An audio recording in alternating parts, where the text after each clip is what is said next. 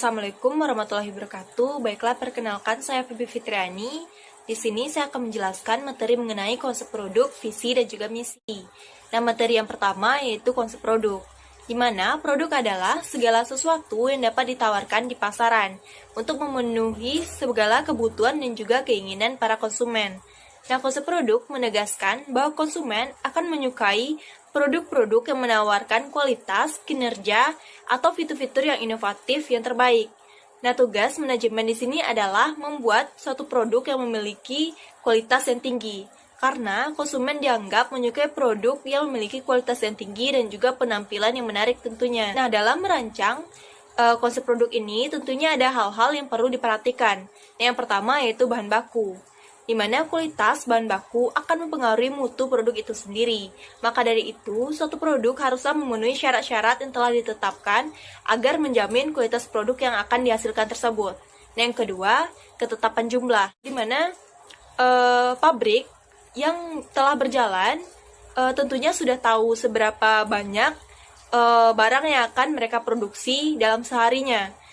Yaitu tergantung dari pasar dan juga permintaan dari konsumen itu sendiri. Dan yang ketiga, desain produk, di mana desain produk ini berkaitan dengan bentuk, pola, dan juga warna dari produk itu sendiri.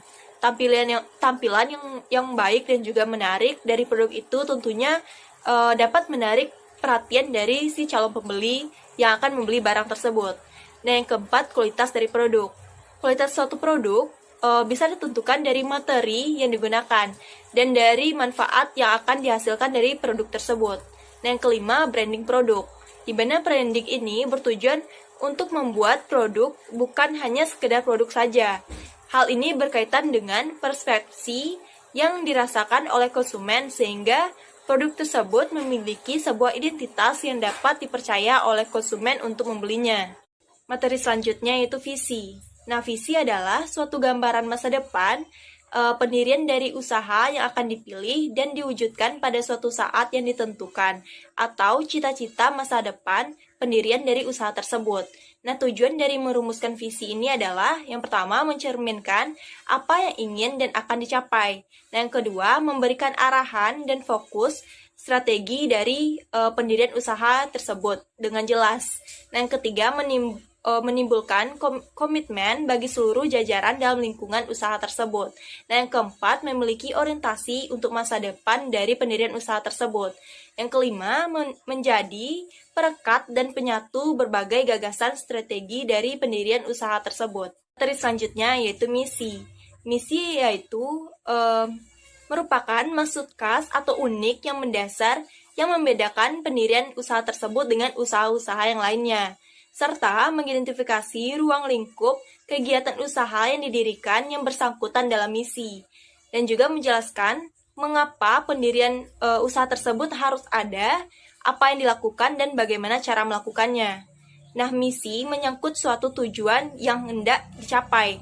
Nah, sehingga suatu misi sangatlah berkaitan erat dengan sasaran, tujuan, tugas atau kewajiban, standar pelaksanaan, prosedur pelaksanaan, fasilitas, para pelaksana atau sumber daya manusia, dan juga waktu. Tujuan pembentukan misi usaha ini yang pertama, menentukan kebutuhan suara dan juga tekad para pendiri dari maksud pendirian usaha tersebut. Nah, yang kedua, memberikan suatu arahan umum bagi para pengelola usaha. Yang ketiga, memberikan dasar untuk mendorong penggunaan dan alokasi sumber daya usaha.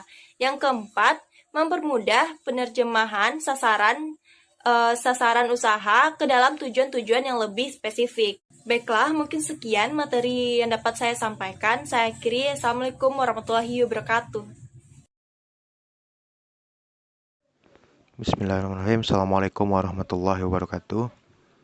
Saya Mirsa Tersabil dari kelompok 4 akan menjelaskan materi selanjutnya terkait dengan pembahasan strategi bisnis. Nah, sebelum membahas lebih jauh tentang strategi bisnis, tentu kita perlu mendefinisikan terlebih dahulu apa itu strategi bisnis. Jadi, secara ringkasnya, strategi bisnis itu merupakan suatu perencanaan atau tindakan jangka panjang yang dirancang untuk bisa mencapai tujuan tertentu dari bisnis kita.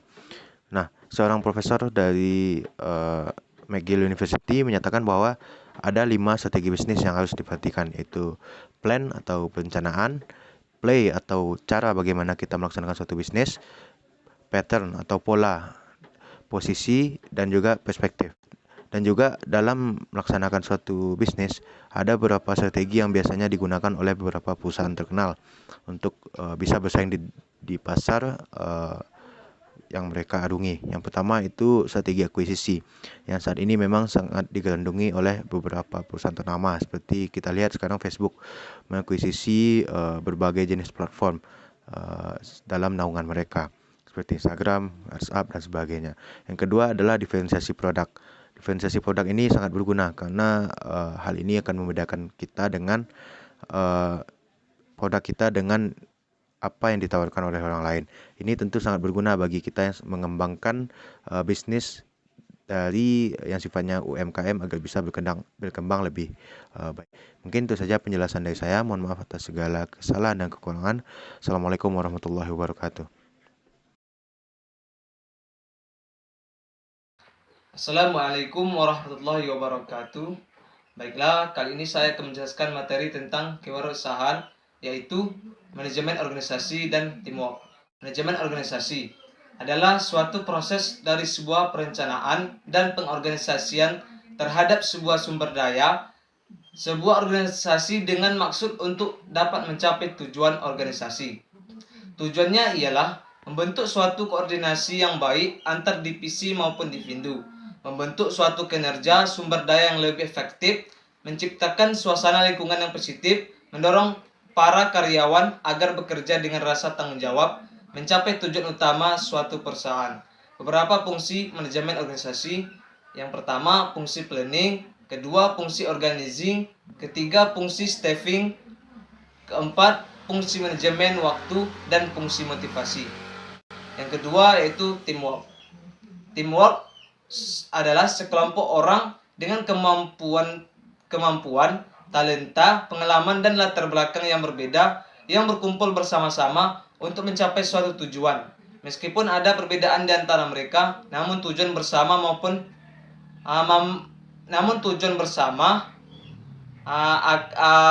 merupakan penghubung yang menyatukan mereka sebagai tim. Ciri-ciri tim yang hebat itu menciptakan hal dengan cepat, kreatif, bijaksana, positif, dan konsisten. Salah satu faktor yang membuat sebuah tim berfungsi dengan baik yaitu keikutsertaannya dalam seluruh anggota tim. Mungkin itu saja yang dapat saya sampaikan. Saya akhiri. Wassalamualaikum warahmatullahi wabarakatuh. Assalamualaikum warahmatullahi wabarakatuh. Saya Teresa Yulia Fitri. Di sini saya akan menjelaskan materi mengenai sumber daya manusia dan kepemimpinan.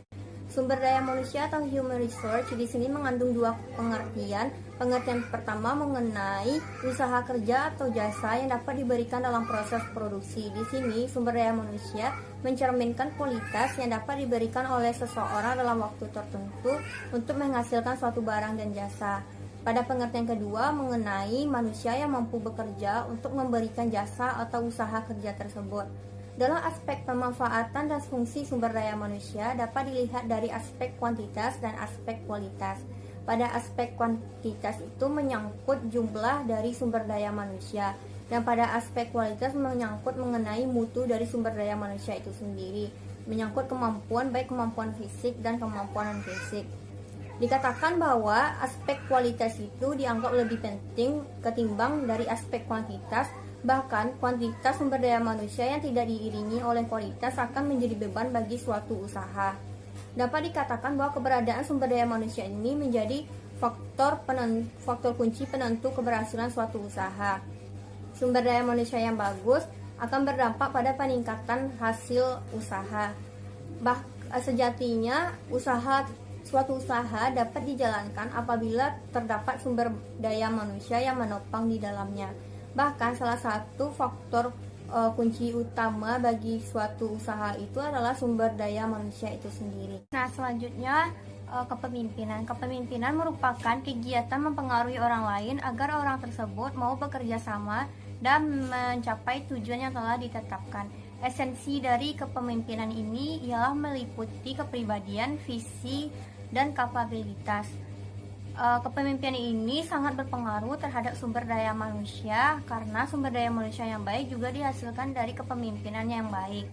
Di antaranya itu pemimpin yang karismatik. Pemimpin seperti ini dianggap cenderung lebih mudah mempengaruhi dan mengarahkan bawahannya untuk bertindak sesuai apa yang ia inginkan. Yang kedua, pengaruh idealis. Pemimpin berfungsi sebagai role model bagi bawahannya. Dikatakan bahwa bawahan akan mengikuti pemimpin apabila pemimpin juga mempraktekkan apa yang ia katakan. Yang ketiga, motivasi inspirasi. Di sini perilaku pemimpin yang inspirasional dianggap mampu menimbulkan dan mendorong antusiasme dari bawahan dalam melaksanakan tugas dan menumbuhkan kepercayaan. Dan selanjutnya ialah stimulasi intelektual, di mana pemimpin mendorong bawahannya untuk mengeksplorasikan cara-cara baru dalam melakukan sesuatu dan kesempatan baru dalam belajar. Tentunya hal ini dapat membuat mereka menjadi lebih inovatif dan kreatif. Mungkin sekian penjelasan materi dari saya. Apabila ada kesalahan, mohon maaf. Assalamualaikum warahmatullahi wabarakatuh.